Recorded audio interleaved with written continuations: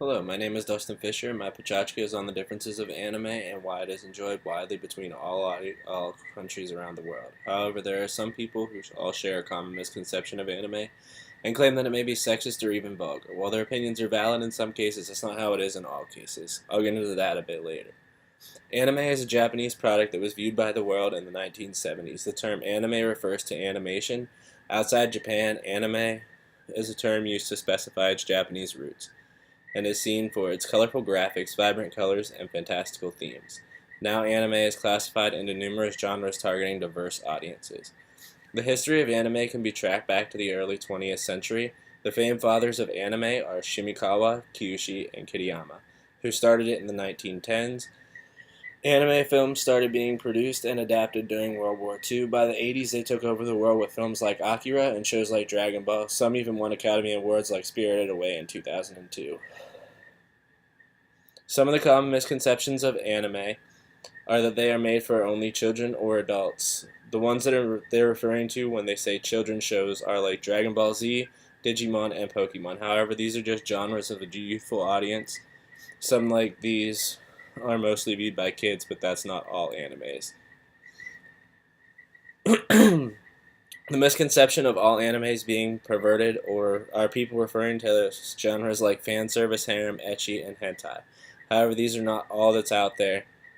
Most of the populace thinks that anime is perverse or erotic, and in some cases that can be true. They are thinking that anime is just trying to show skin, like girls trying to show under their skirts. However, it is not accurate to lump everything in anime to either perverse or childish shows. The truth of the matter is that the shows are for everyone. They have shows that are childish, meant for teens, meant for adults, and meant to please a variety of people. Think of it like Hollywood. They have a rating system, anime does too. Most people have watched an anime or two and either had a good experience or a bad experience.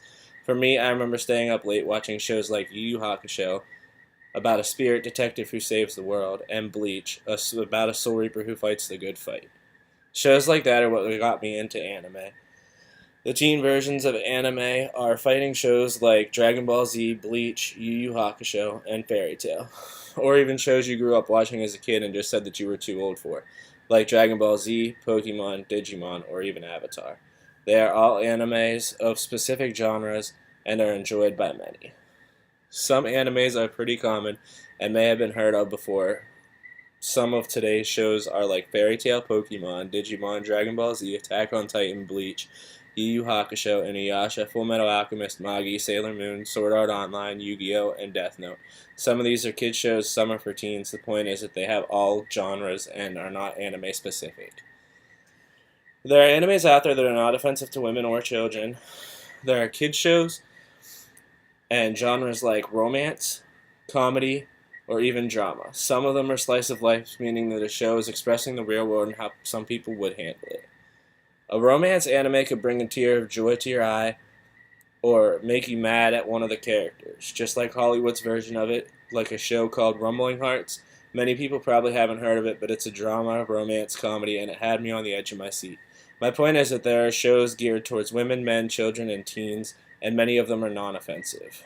However, there are shows, some animes, that can be offensive to women and can be offensive in general. Some of these can be in the genres of hentai, fan service, and ecchi. These are the most popular genres that can directly correlate to somebody disliking anime. However, these are not all anime. These are not all animes.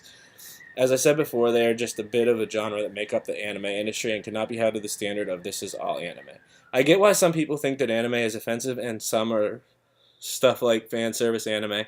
They would show skin and perverse animes of a darker nature or even ecchis or nudity included anime. They can be offensive to women and others, and unfortunately people see that this is all that anime is about, and that's not true. Truth is there are many layers to anime.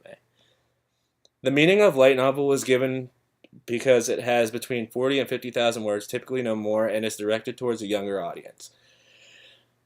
They are made by some of the best artists and written in Japanese. The form of the novel was made in the mid-70s and was popularized by the 80s, taking the world by storm. Most anime follows a written light novel, story, or manga, and then is given an animated series. Off the top of my head, stories like Sword Art Online and To Love Ru, with many others, have gone this way. The light novel is the adaptation between the anime series will be what the anime series will be about and how it is animated. Today, the light novels and manga are cheap and can be found in bookstores around the world. Each edition is an episode in a series and is the basis of most anime today. The process of a light novel is becoming an anime is long. When the novels are developed, they have to have a good enough following to be adapted into an anime, and then they have to print out more novels to keep up with or get ahead of the anime series. In my opinion, anime is amazing. I love the real life in Japan. It makes me feel like I'm a part of the Japanese culture. Some of the stories can be so action-packed and enthralling that I can't help but sit on the edge of my seat waiting for what's going to happen next. They can be tearful, comedic, or even thrilling and horrifying. That's what makes them so fantastic to me, and the fact that they're so diverse.